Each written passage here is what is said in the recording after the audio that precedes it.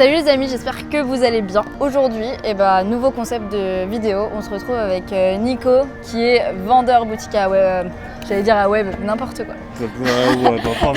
Ça commence bien, tiens. À World of Disney.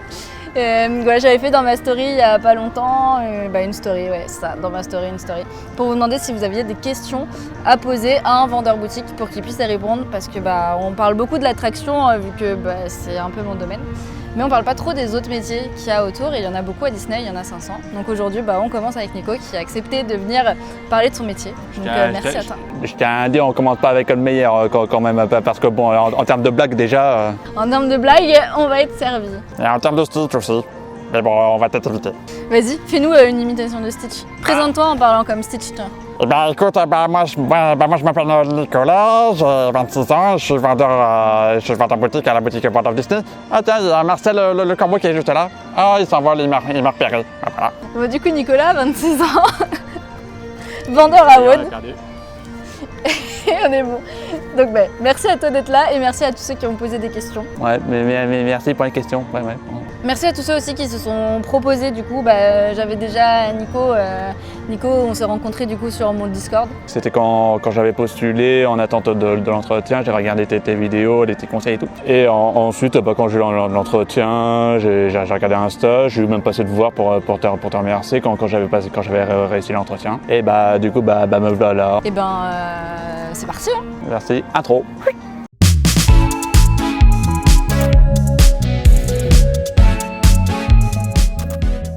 Première question, c'est toujours la grande question qui revient souvent, le salaire. Quel est le salaire? Alors, c'est toujours une question un peu délicate, le salaire, parce que je ne sais pas vraiment si on a le droit d'en parler. Mais en tout cas, ce que vous pourrez voir et ce qui est public sur Internet, et c'est pareil que ce soit vendeur boutique, attraction, ou en fait tous les métiers où on ne vous demande pas de diplôme, vous commencez au SMIC. Clairement, vous commencez au SMIC, plus une petite prime. C'est ça, un petit SMIC avec une majoration selon si on fait des heures sup ou si on travaille de nuit, etc. Et aussi, c'est si jamais on a assez d'ancienneté, s'il y a par exemple le travail des jours fériés, etc. Oui, c'est vrai qu'il y en a beaucoup qui ne le savent pas, mais ça, les jours fériés, vous êtes payé double uniquement si vous avez déjà 1 an d'ancienneté. Et puisqu'on est en service continu à DLP, le samedi dimanche, ils ne sont pas majorés. Taux rythme, 365 jours par an.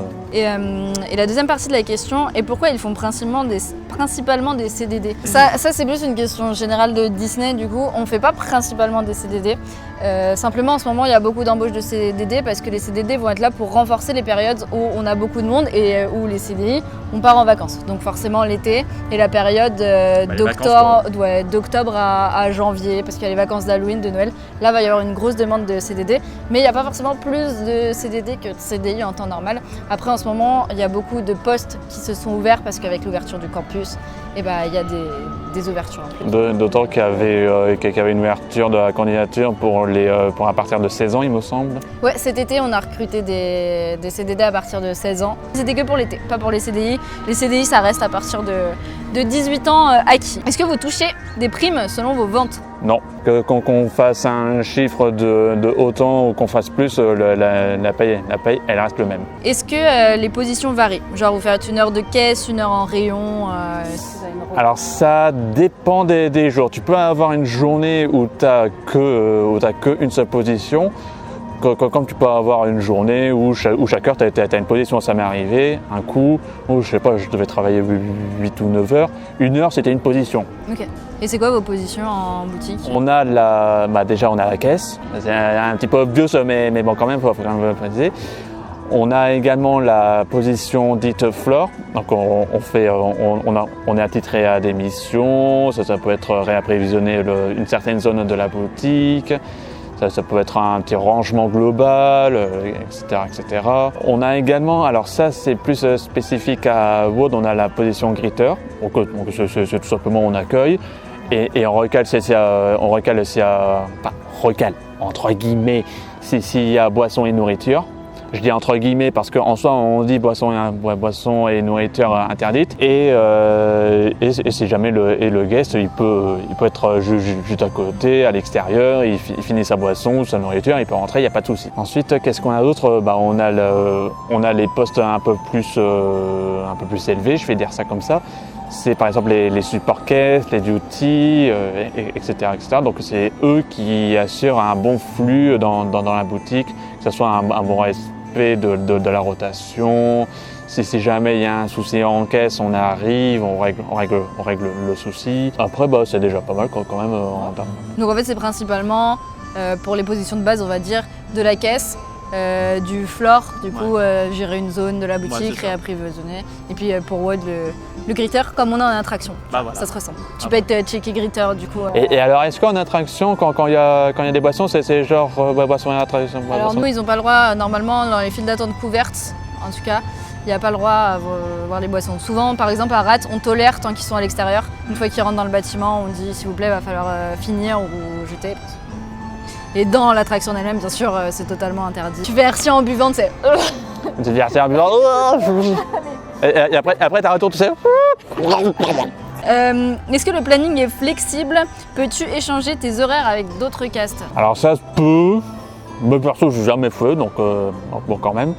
Et quand on dit horaire flexible, ça dépend aussi, ça dépend de la journée. Après, qu'est-ce que tu entends par flexible, toi? Est-ce que vous aussi, c'est comme nous, vous avez 2 semaines fixes, 1 semaine prévisionnelle? Ouais, c'est la même chose. Vous avez des horaires sur 2 semaines qui sont sûrs, plus une 3e semaine qui peut bouger. Ça veut dire que si vous avez besoin de changement, c'est sur la 3e semaine qu'il faut le demander.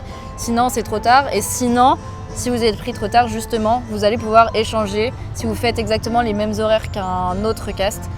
Non, pas les mêmes horaires du coup, mais le même temps de travail, parce que des fois on est en 10 heures, des fois on est en 8 heures, des fois on est en 5 heures. Si vous avez le même temps de travail, vous pouvez échanger avec un autre cast, là il n'y a pas de souci. Moi j'allais dire, échanger avec quelqu'un qui a les mêmes horaires, c'est un peu bête quand même. Hein. Mais voilà, sinon non, il faut le faire sur la 3e semaine ou bien en avance. Hein. Si vous savez des mois en avance que ce jour-là vous n'êtes pas dispo, mettez une indisponibilité pour pas travailler ce jour-là. Est-ce que c'est difficile lorsqu'on est à la caisse? Oui, parce qu'il faut gérer, tout ce qui est. Est-ce que tous les produits ont bien été scannés, si on rend le bon montant, etc., etc. Et également gérer les petites situations un petit peu problématiques avec les guests. Je ne vais pas rentrer dans les détails quand même, mais il faut quand même être bien vigilant par rapport à tout ce qui se passe. Tout en gardant l'efficacité. Oui, efficacité, sourire, même si le guest il te prend un peu la tête, toujours rester courtois, poli. Mais justement pour la caisse, vous avez le droit à un certain écart. Enfin, si vous avez une marge d'erreur sur le rendu de la monnaie. En soi, on essaie d'avoir. Alors en soi, j'ai pas cette réponse à ça, mais on peut voir un petit écart. Genre par exemple, si le guest il veut pas du centime. On prend, pas de souci. Et pareil, si on a trop donné en termes de centimes, c'est pas grave non plus. Mais après, c'est quand même mieux d'avoir un écart positif qu'on peut justifier aussi. Par exemple, si tu as 1 euro et 1 centime, que par exemple pour 1 euro, tu avais trouvé par terre et tu l'as mis dans ta caisse, c'est la procédure Astime ça. Si on trouve de l'argent par terre, on va le mettre dans la caisse pour sécuriser tout ça. Et tu peux dire, j'ai trouvé 1 euro par terre et il y a un guest qui ne voulait pas la monnaie. Voilà. Ça faut retenir, parce qu'en boutique, ils trouvent 1 euro par terre. Ils le mettent dans leur caisse. En attraction, tu trouves 1 euro par terre, tu le mets dans ta poche. Ah ouais, vous gardez les pièces, vous. Non mais après on la garde là, s'il y a un guest qui arrive et qui dit oh là j'ai perdu ma monnaie, tu peux lui rendre, mais si t'as 1 euro qui est paumé, qu'il n'y a personne qui vient de te le réclamer, c'est un peu compliqué de prouver que 1 euro. Non, nous on met directement la caisse, Et puis on va pas aller donner 1 euro à Studio Service, ils vont nous regarder avec des grands yeux genre qu'est-ce que vous voulez que je fasse avec 1 euro? Après on a cette procédure parce que dans la caisse il y a de l'argent. Oui bien sûr. Donc forcément, c'est beaucoup plus strict quand ça touche l'argent. Oui, c'est sûr. Mais d'ailleurs, quand vous payez, genre il y a un guest, il arrive, il te donne 20 euros en billets et il devait payer que 5,90 euros. Est-ce que la caisse, elle fait le décompte et elle te dit tu dois rendre tant ou tu dois faire le calcul de tête? Elle fait tout indiqué, même le rendu. Il n'y a pas besoin de savoir combien fait le carré de 75. Ça fait 5125 pour ceux qui savent. Non mais vous savez qu'une fois, justement avec des gens du Discord, on était allé manger au Planet Hollywood je crois. Et je sais plus, on voulait faire un calcul justement pour diviser un truc qu'on devait payer C'était au Billy? Ah ouais, c'était peut-être au Billy, c'est vrai. Et on devait faire un calcul pour savoir combien chacun devait payer. Et on galérait tous. Moi, j'allais sortir ma calculette et lui, il nous sort les résultats comme ça. Non mais... Alors du coup, quel est ton parcours à Disney? Ah bah ça va être très simple, c'est mon premier travail à Disney. Son premier. Et Voilà. c'est un CDI. Exact, Tu fais partie des rares qui ont été embauchés en CDI direct. J'avais vu une offre CDI avec en plus les 4 propositions, donc avec attraction, boutique, custody et restauration. On m'a dit il y a de la place en boutique, je prends en boutique. C'est pas pour dire je m'en fous, hein, c'est juste j'ai pris ce qu'il y avait. Après, t'es arrivé dans une période où on avait besoin de beaucoup de CDI parce qu'on va dire que c'était les premiers recrutements post-Covid. Moi, ce que je vous conseille quand même, c'est quand vous voyez les offres, postulez aux offres CDD avant celles CDI. Vous avez beaucoup plus de chances d'être pris en CDD. Vous pouvez faire vos preuves. Au pire, vous aurez un autre CDD derrière. Enfin, nous, je sais qu'à l'époque où j'étais en CDD, on galérait pour avoir des CDI. Hein. On enchaînait les CDD avant de pouvoir avoir quelque chose. Vous découragez pas, en tout cas. Si vous n'avez pas de CDI tout de suite, postulez vraiment sur les offres CDD. Si jamais on dit non, il n'y a pas de CDI, n'hésitez pas à repostuler, à retenter votre chance. C'est au contraire pas un truc à prendre en main, c'est juste un truc pour dire on m'a donné une chance, je vais continuer pour montrer que je me laisse pas abattre. Vous fermez pas les portes avec CDI, CDD. Quand on vous propose un CDD, prenez. Jamais personne vous dire que vos offres sont trop grands. Et là tu mets le générique de fin. Voilà, pouf, voilà. Pour toi, quels sont les points positifs et négatifs d'être en boutique, du coup, enfin d'être vendeur à Disney?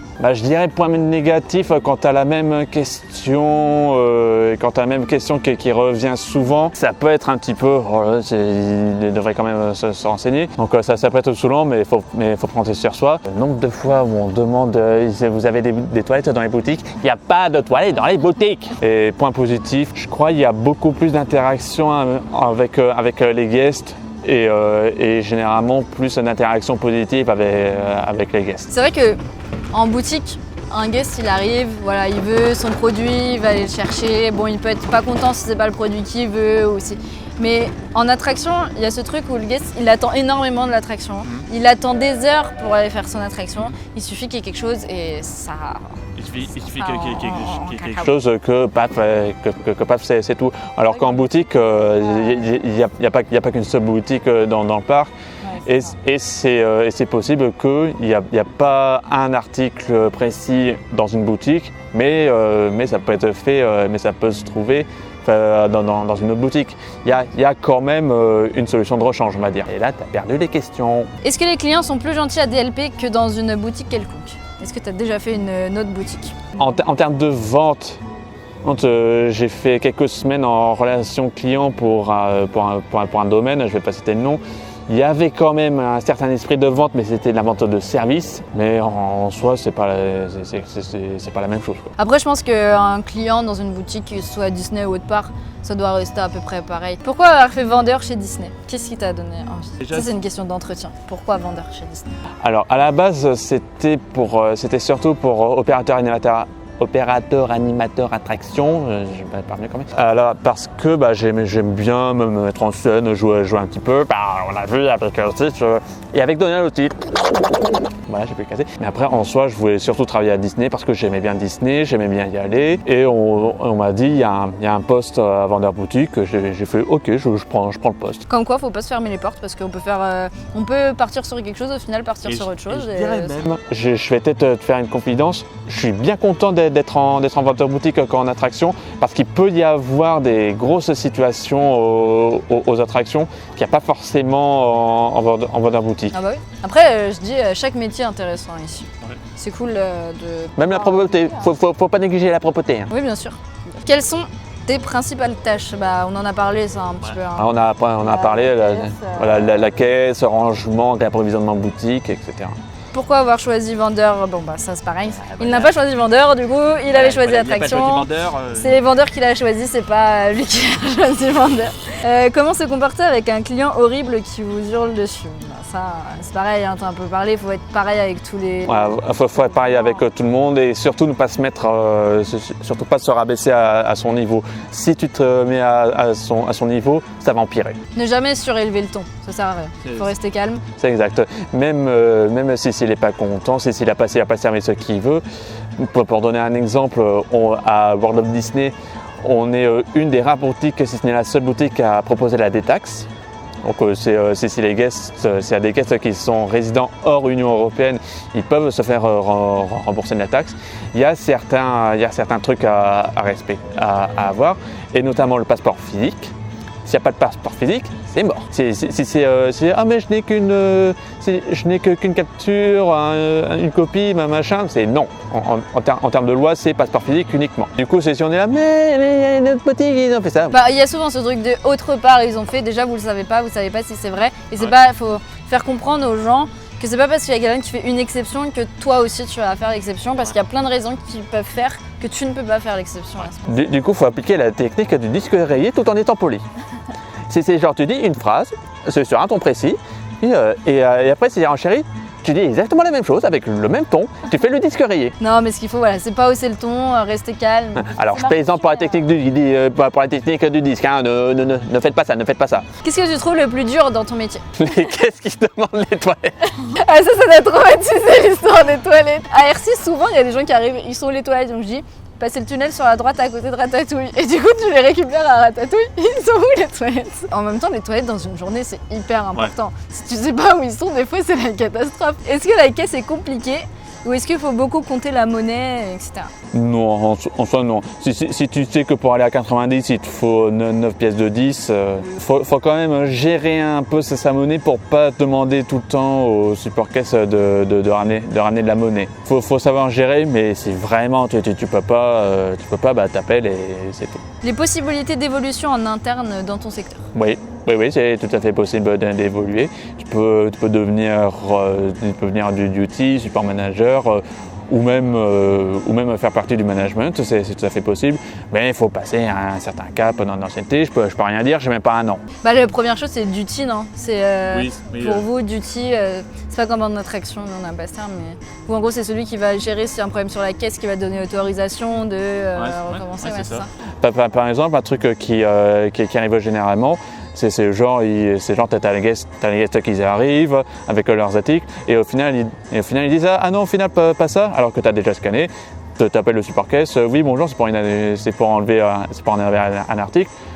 Le support caisse arrive, il enlève et c'est tout. Et après oui voilà, comme partout à Disney, si tu veux évoluer dans le management et tout, bon faut déjà de l'ancienneté mais c'est tout à fait possible. Ouais. Pour toi, la position la plus challenging que tu peux avoir sur une journée, qu'est-ce qui te booste, qui te challenge?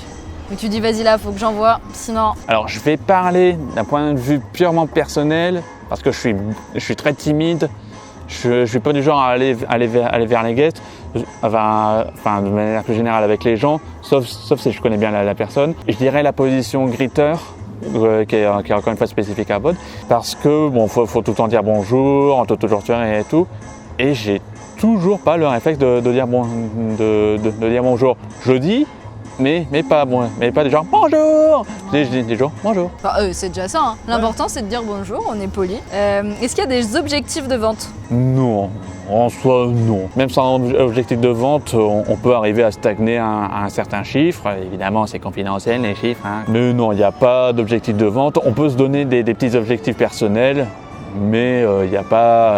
Alors aujourd'hui. Alors hier on a fait autant, aujourd'hui il faut faire autant. Bah c'est bon ça va. Nous on a des objectifs en attraction. Sérieux? Pas d'argent du coup. Mais... Alors objectif, il faut trouver 5 € par terre, voilà. Dans la poche, non. Alors, est-ce que c'est pas trop ennuyant pour toi de travailler dans la boutique toute la journée? Oh non. Même si on fait 10 heures dans la journée, généralement ça passe assez vite. Est-ce que tu penses qu'on peut avoir des interactions aussi fortes émotionnellement parlant avec les guests qu'en attraction ou en guest flow? Alors, OA et guest flow c'est la même chose. Ouais. Mais oui, que ça soit par exemple, c'est l'article que je cherchais, j'ai cherché partout, je ne l'ai pas trouvé. Donc ça c'est une bonne situation. Ou alors il se passe quelque chose avec un guest qui est complètement en dehors de ta volonté et tu vis le moment et c'est un peu fort quand même. Ouais, bah oui, finalement tu peux aussi bien interagir. Des fois je suis sûre, plus interagir quand tu es en boutique qu'en attraction où tu dois débiter. Alors qu'en boutique, des fois, je pense, selon les positions, tu peux plus prendre le temps de te dire à un guest, ah bah je vais te conseiller sur telle chose. En caisse, tu peux, bon, en caisse, dans les limites de s'il n'y a pas énormément d'attente, tu peux discuter avec le guest, mais même tu peux discuter avec le guest avant, pendant, après, il n'y a pas de souci. Quelles sont les charges de travail? Bon, ça on en a parlé un peu de tout ce que vous avez à faire. Et quels sont les horaires et jours de repos? Alors l'amplitude horaire, peut-être plus en détail. Là, je vais prendre les horaires actuellement. Là, la boutique World of Disney elle ouvre de 9h à 1h. Et nous, on peut commencer à 7h15. Okay. C'est vraiment c'est plus tôt. Hors exception, les exceptions, c'est lors des ventes spéciales. On commence à 7h pour préparer la boutique pour qu'elle soit prête pour la vente spéciale. C'est surtout la vente de pins en édition limitée. Et le plus tard qu'on peut terminer, c'est 2h du matin. Donc en gros, il faut compter 2 heures avant l'heure d'ouverture de la boutique et 1 heure après l'ouverture, enfin après la fermeture. Après, selon la boutique où vous êtes, c'est pas les mêmes horaires d'ouverture et de fermeture. Oui, évidemment, les boutiques dans le parc, elles n'ont pas les mêmes horaires. Et ouais, quels sont tes jours de repos? Bah, toi, t'as 2 dans la semaine. Ouais, c'est 2 jours consécutifs dans la semaine. Personnellement, c'est les mercredis et jeudis. Mais après, t'en as, c'est jeudi, vendredi. T'en as, ils ont leur samedi, dimanche, etc., etc. Comment font les vendeurs qui travaillent à Constellation pour supporter le bruit? Constel, c'est celle qui est à côté de Buzz, non? Ouais. Bah après, il y a du bruit partout. En plus, à World of Disney, c'est pas la plus petite boutique, donc autant te dire qu'il y a du monde. Donc une des plus challengeantes, en plus, il y a du monde. Après, où que tu travailles à Disney, en vrai, je pense que tu auras du bruit. Hein. Tu travailles en boutique, bah t'as le flux. Tu travailles en attraction, t'as le bruit des machines. Dans la position où on est, il y a une musique là. La musique.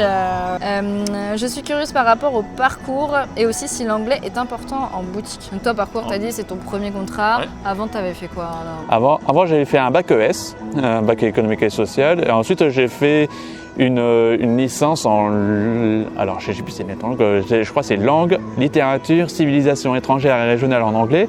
À la base, ça a été pour être professeur d'anglais, mais comme j'ai dit, avant j'étais ultra timide, et genre ultra. Et à la base, je voulais faire professeur d'anglais. Donc quand on a fait le petit stage de fin de licence et que je devais donner un cours, j'étais là, ok. Et donc t'as fini à Disney. Bah voilà. Bon, pas tout de suite après, pas tout de suite après, j'ai fait quelques petits boulots. Mais bon. Et l'anglais est important, bah oui, j'imagine. Hein. Bah, aussi important en boutique qu'en attraction et tout. Et encore plus à Disney qui a des visiteurs qui viennent de partout. Faut quand même un minimum d'anglais pour tenir une petite conversation. On ne demande pas d'être bilingue comme ça. Et c'est pareil pour les autres langues. Par exemple, je peux parler espagnol, mais je ne vais pas tenir une conversation soutenue en espagnol. Si c'est genre pour présenter un produit qui lave les mains, je dis est-ce pas là Mais tu vois, après l'anglais, c'est partout pareil. Je sais que ça en inquiète beaucoup et qu'il y en a beaucoup qui se disent je vais réviser à fond l'anglais pour que juste ça passe à l'entretien. Et qui au final, non, ça sert à rien parce que c'est pour vous en fait. Si vous vous retrouvez devant un guest parce que franchement on parle anglais, même des fois on parle anglais à des Français tellement on a l'habitude de parler anglais. Et du coup c'est du confort. Bien sûr, l'anglais il va progresser, même si vous avez un niveau qui est très moyen, au bout d'un moment ça va progresser et il n'y a pas le choix, on est dans le bain, on parle, mais il faut avoir une base. Pour tout dire, après la licence, j'ai pas pratiqué d'espagnol, donc pendant 2-3 ans à peu près, j'ai pas pratiqué d'espagnol. Là, ça m'a remis un petit peu d'espagnol. Même si l'espagnol, j'ai du mal. Hein. J'en suis encore au niveau, quand ils arrivent à Ratatouille, qu'est-ce 13D. La journée type. Bah, journée type, on arrive. Si on a de la caisse, on prend le fond de caisse. Si on n'a pas de caisse, on ne prend pas de fond de caisse, évidemment. Et on fait notre journée. Et si on a eu de la caisse, généralement à la dernière heure, on fait le comptage caisse. Quels sont les horaires? Bon, ça du coup, on en a parlé. Tu peux faire des heures sup, payées ou récupérées? C'est des heures sup, elles sont payées, mais les heures sup, il faut voir directement avec le management. On peut pas faire... À Disney, on peut pas faire d'heures sup, à part dans certains endroits de restauration où c'est un peu plus libre, où il faut un peu des heures sup comme ils veulent parce qu'ils sont un peu plus en galère. Mais sinon, c'est assez réglementé. Tu peux pas faire d'heures sup quand tu veux. Il faut que ton management t'ait donné l'autorisation. Typiquement, si tu fais déjà 10 heures, si tu fais déjà des 10 heures si ton shift il dure déjà 10 heures, tu peux pas faire d'heures sup. Ouais. Puis nous, je sais pas si c'est comme ça chez vous, mais nous, s'il y a assez de monde sur la journée, c'est niet. On nous dira non, heures sup, non s'il y a assez de monde. Par contre, s'il y a pas assez de monde, on va te demander si tu peux en faire. C'est ça. Si jamais il se rend compte qu'il n'y a pas assez de monde et qu'il y a une personne qui peut faire des heures sup, le management il peut demander si ça ne me dérange pas de faire une heure en plus. Ou même de faire un 6e jour, c'est possible aussi. Après pour la paye ou la récup, d'office elles sont payées. Tu peux demander à la place de les avoir payées récup, mais je crois qu'il faut aussi un nombre d'ancienneté pour pouvoir demander ça. Alors, je suis plus sûre. Après tu peux aussi avoir des heures à récup, mais ça c'est une petite particularité. Comme je vous ai dit, on a 2 semaines fixes. Si jamais votre management vous demande d'échanger un horaire en dernière minute, vous demandera est-ce que là tu peux être du matin ou du soir, etc. C'est la semaine fixe, et bah du coup si vous dites oui, vous allez avoir d'office des heures gratuites en gros, à pouvoir récupérer en dédommagement de vous avoir fait changer d'horaire au dernier moment. Les questions typiques de tous les jours, ne me dis pas est-ce qu'il y a des toilettes dans la boutique? Les toilettes les plus proches elles sont où? Non mais pour les questions basiques c'est est-ce que vous avez tel ou tel article? Si c'est un vêtement, est-ce que vous avez en telle taille? Si écart de caisse, que se passe-t-il? Ah ouais, imagine là t'es là, t'as 100 € d'écart sur ta caisse. Ah bah là il faudra justifier. Déjà tu peux pas être validé normalement, il faut que ça soit un team leader qui le valide, mais il faut quand même le justifier. Ça m'est pas arrivé. Et, personnellement j'ai pas eu de gros écarts. Du moins je me souviens pas avoir eu de gros écarts. Mais en soi, si tu arrives à le justifier, par exemple on n'a pas fait un reset, ça peut expliquer l'écart. Ouais, en gros, vous avez droit à l'erreur dans le sens où si vous arrivez à justifier, à dire bah ouais non en fait c'est parce que j'ai oublié de faire ça, ça passe. Ouais, si c'est vrai que vous avez mal compté, là il y a peut-être des soucis qui vont arriver derrière, mais bon. Il peut y avoir des petits soucis. Est-ce que c'est facile de travailler à Disney? Non, c'est le pire métier du monde, fuis. Oh la mauvaise vendeuse ici. Je dirais pas que c'est facile. C'est pas facile. Je dirais pas que c'est facile, je dirais pas non plus que c'est insurmontable. Après, c'est comme tout métier. Le problème, c'est pas un problème, c'est qu'il faut s'adapter. Le fait que Disney ce soit une entreprise qui est internationale, tu rencontres énormément de monde. On n'a pas le droit de donner les chiffres, mais on fait énormément de personnes par jour. Ouais. Tu vois des personnes de toute nationalité, il faut arriver à s'adapter à chaque culture aussi. C'est ça qui peut parfois être un peu complexe parce qu'il y a des choses sur la culture d'autres que nous on sait pas et qu'on comprend pas forcément. Puis on est là pour le guest et aussi ce qui peut être difficile à Disney, c'est qu'on reste très longtemps debout. Ça faut supporter, la station debout prolongée, c'est sûr. Après on a l'avantage dans l'entreprise qu'on n'a pas le droit de rester plus de 3h30 sur une même rotation. Ça veut dire qu'au bout de 3h30 tu es obligé d'avoir une pause, ce qu'il n'y a pas dans d'autres entreprises. J'ai déjà travaillé dans des endroits où si tu devais rester debout 10 heures, tu restais debout 10 heures et puis ça. Mais c'est physique en fait.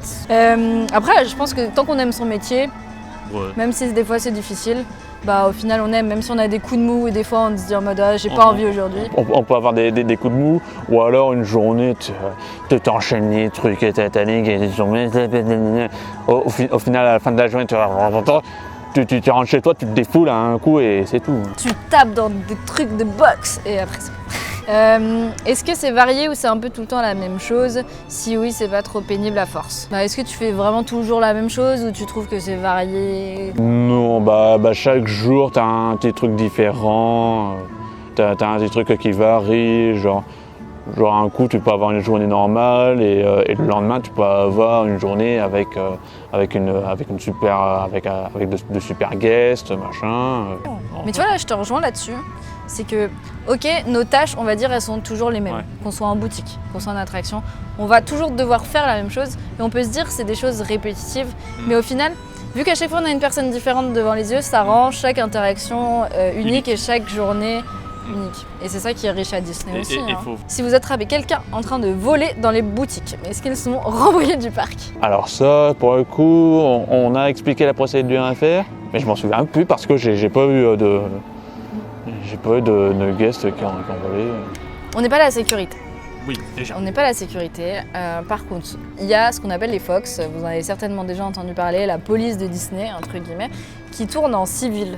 dans les boutiques. Et eux, par contre, ils sont en civil, tu les reconnais pas, hein, tu as l'impression que c'est des clients. Ouais. Et si eux te chopent en train de voler, ils vont attendre que tu sors de la boutique, ils vont te choper à cet endroit-là. Et là, bien sûr, c'est ciao, au revoir. Soit tu payes tes articles, soit tu t'en vas, bien évidemment. Hein, c'est du vol, c'est pas parce que c'est Disney que c'est pas du vol. Alors, donc ouais, les Fox, il faut s'en méfier. Après, vous n'êtes pas la police. Si vous voyez quelqu'un en train de voler, à la limite, l'arrêter, peut-être le mettre sur le côté, appeler quelqu'un du management qui appellera la sécurité. Peut-être, ouais.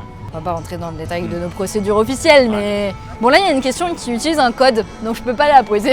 Non. Et ben voilà, on a fait le tour. Hein. Il y en a Bien. d'autres aussi qui avaient mis un peu des commentaires du style j'aime beaucoup mon métier maintenant que je suis en boutique et tout. D'autres qui se sont proposés. Donc Bah, merci pour la proposition. mais merci à toi surtout de t'être proposé pour venir à ça. Et sache que du coup tu es le premier pour ce concept de vidéo. On Ouais, essaiera de donc- faire d'autres métiers. Donc si jamais c'est de la merde, dites-le directement. Vous marquez Nicolas de World of Disney, plainte. Ah, alors après, non, je peux pas dire. Qu'est-ce que t'allais dire? On a de Nicolas, donc bon. Mais ouais, merci à toi. En tout cas, moi j'ai bien aimé parce que du coup j'ai appris des trucs aussi. Ah ouais. Vraiment, c'est des métiers que je connais pas. J'espère pouvoir faire ça avec plein d'autres métiers pour apprendre plein de trucs. Ah oui, un truc que je voulais te demander aussi pour les boutiques, parce que je sais que toi tu l'as fait, vous êtes affecté à une boutique. Mais ça peut arriver que vous soyez amené à travailler sur d'autres boutiques. Oui. C'est tout à fait possible. Le temps d'une journée ou plusieurs journées, tu peux être appelé à être transféré à une autre boutique. Personnellement, j'ai été transféré une paire de coups au complexe Fanta, donc les boutiques en Fantasyland, et une fois au ranch, à la boutique du ranch. Ouais, c'est tout à fait possible d'être transféré d'une boutique à une autre. Encore une fois, ça peut être une journée, une semaine ou autre. Et tu trouvais que le fonctionnement était vraiment différent de WOD ou... Bah, quand tu passes de l'ambiance à WOD au ranch Davy Crockett, tu la sens un peu la différence quand même. Mais l'ambiance, mais le métier en soi, ça reste la même chose. Oui, en soi, ça reste la même chose. C'est juste le fonctionnement de la boutique qui change. Bah voilà, sachez que vous pouvez des fois être amené un peu plus facilement qu'en attraction à voyager dans d'autres boutiques. Après, vous avez le pôle déploiement aussi. Tu dis plus facilement en attraction. En même temps, les attractions, il faut être checké les attractions. Alors qu'en boutique, c'est la même chose, c'est le même type de caisse. Vos formations d'ailleurs en boutique, vous avez Formation caisse. juste formation caisse. Ouais, c'est ça. Formation caisse et ensuite on nous met à la boutique et voilà. Et voilà, c'est tout pour moi. Encore une fois, merci. C'est la fin de cette vidéo. Si la vidéo vous a plu, n'hésitez pas à laisser un petit pouce, un petit commentaire, à vous abonner, à activer la cloche. Je vous fais des gros bisous, cœur sur vous. Et surtout, n'oubliez pas, ne laissez jamais personne vous faire croire que vos rêves sont trop grands. Et puis on se retrouve bientôt pour une nouvelle vidéo. Et bonne soirée, amusez-vous bien. Bonne soirée. On va faire BTM. Non mais direct là.